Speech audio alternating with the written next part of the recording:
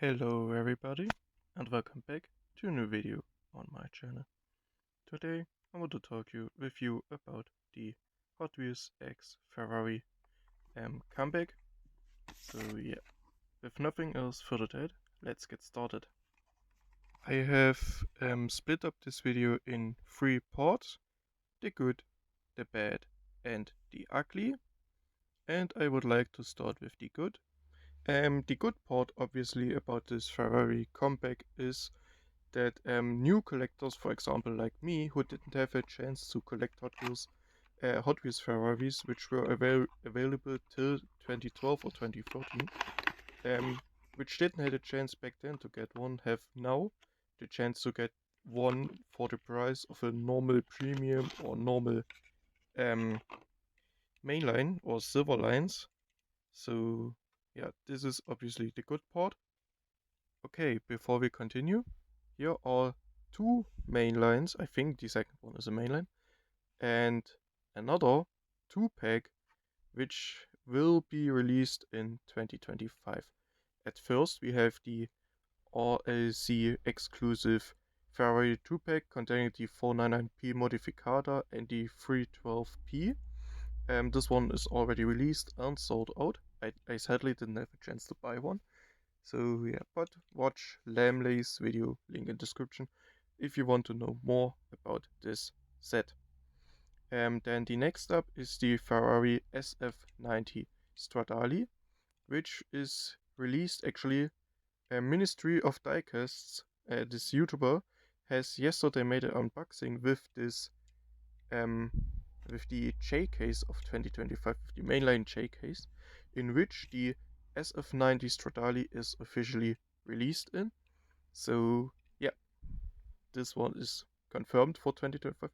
And the third one, as much as I know as of right now, as of making this video, is the Ferrari F40 LM. But I'm not quite sure if it's a premium, semi-premium, silver lines, or a mainline. But I would say from the details of the pictures which I've seen and which I'm gonna play on the screen for you as well, um, I would say it's a mainline, and I think since it's a 2025 release, I think we'll see it later in the year, maybe in the Q case or something, if I had to guess. So yeah. Okay, now onto the bad, which is not necessarily, in my opinion, a bad thing, but I leave it to your opinion. Let me know in the comments what you think about this.